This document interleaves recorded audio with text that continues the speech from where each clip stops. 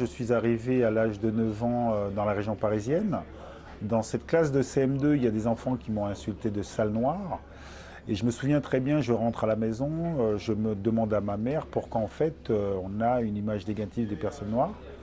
Et elle me donne une très mauvaise réponse, elle me dit c'est comme ça, les gens sont racistes, ça ne va pas changer.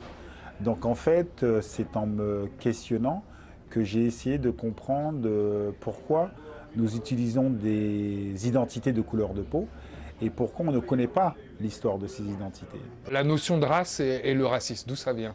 Le racisme, depuis la nuit des temps, est un leurre pour casser les solidarités entre les gens. La notion de race, c'est une construction politique pour légitimer une violence, qui est la violence de l'esclavage.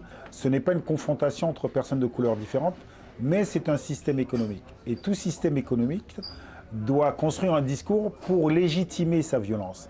Donc voilà pourquoi on a construit la hiérarchie selon la couleur de la peau, et où on a construit l'idée qu'être blanc serait mieux. Alors on le voit dans le monde occidental, je dirais, il y a une montée des intolérances en Europe, aux États-Unis. Est-ce qu'on a avancé ces 20 dernières années? Il y a de plus en plus de voix qui dénoncent le racisme. Aujourd'hui, ce qui est très intéressant, c'est que je pense que l'opinion publique les entend de plus en plus.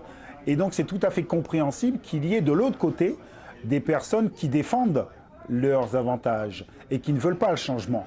Et donc voilà pourquoi j'insiste encore une fois, il faut dire à tout un chacun, il faut sortir de cette neutralité, il faut questionner les identités que nous utilisons pour simplement comprendre que l'histoire nous conditionne dans un sens, et pour analyser les choses, il faut se penser en tant qu'être humain avant tout. L'éducation est fondamentale, parce que lorsque vous comprenez le mécanisme du racisme, vous savez que ce n'est pas vous le problème, c'est les racistes.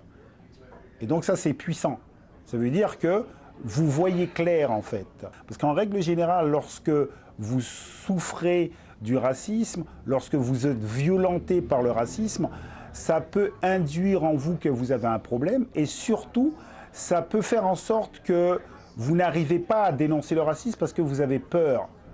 C'est pour cela que c'est très important de donner une bonne grille de lecture aux personnes qui pourraient subir le racisme ou qui subissent le racisme. Si tu as un message à envoyer à une personne, un jeune qui souffre du racisme aujourd'hui, qu'est-ce que ce serait?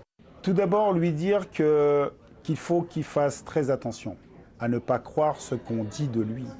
Parce que s'il souffre, c'est qu'il finit par croire, il a fini par intérioriser un discours négatif sur lui-même. Et de lui dire, fais attention, parce qu'en fait, le problème, c'est pas toi. En fait, c'est les autres. C'est ceux qui se pensent mieux que toi. Donc toi, tu dois développer une bonne estime de toi, parce que c'est la meilleure des choses. C'est la chose la plus importante. Apprendre à s'aimer. Et lorsqu'on s'aime, lorsqu'on a une bonne estime de soi-même, en fait, on n'a pas de limite.